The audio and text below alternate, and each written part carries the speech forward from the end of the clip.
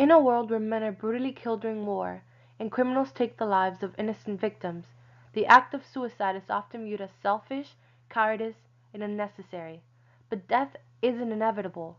What about the poor souls who have come to terms with their fatal illness or otherwise inescapable mortality?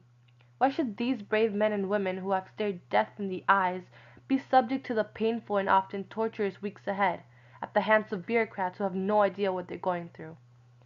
Hello everybody, my name is Melissa Fundura and today I will be discussing the following question. Should euthanasia be legalized? One form in which euthanasia is carried out is through starvation and dehydration. A physician would first have to provide the patient with an induced coma, preventing him from experiencing any hunger or thirst, making the process a lot more bearable.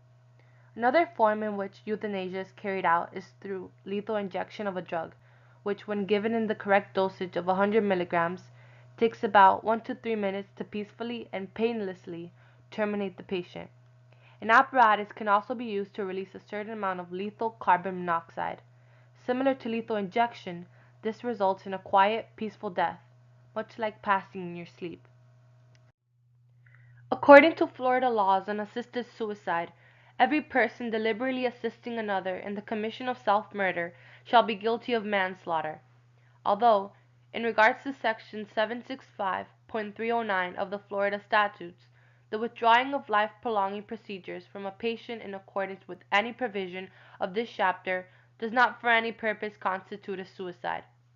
Therefore, the Florida law states that while it is illegal to assist someone in the act of suicide, it is all right to withdraw any form of assistance that would in turn extend the life of the individual. In other words, the suffering before death may not be shortened using the centuries of medical knowledge at our disposal, but instead crudely ignored in hopes that the one suffering will experience it all at once, rather than dredge through a painful battle of attrition in which there is no hope of victory.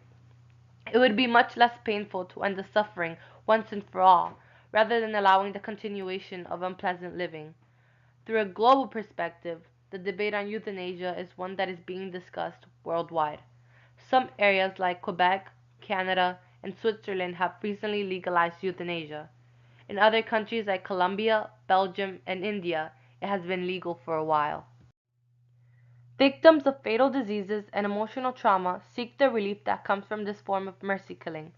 For most, it allows an advantage over their inevitable death.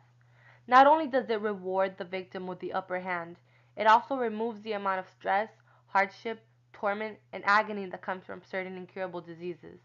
An example of emotional and physical trauma due to a fatal disease is portrayed in the article All Individuals Have the Right to Die with Dignity by Matthew Hayes.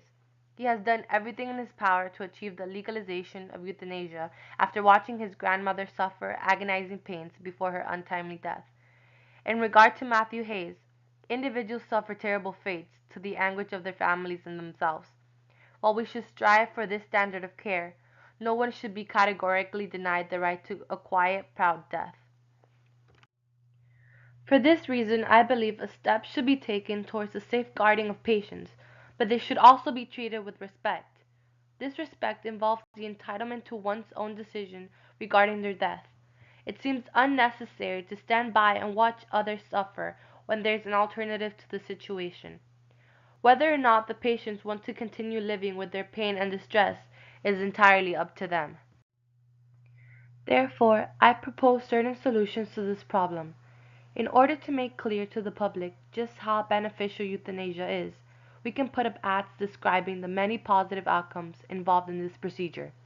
We can also hold a meeting with government officials, health professionals, and various concerned citizens to describe to them how euthanasia would be of convenience. We would have to explain how it reduces the stress and anxiety that comes from the fear of death. We can also elucidate how the patients would feel more at peace being given the capability to decide the when and the where of their death. We may also create public service announcements and make sure that we get the word across that euthanasia is not to be feared. Thank you and goodbye.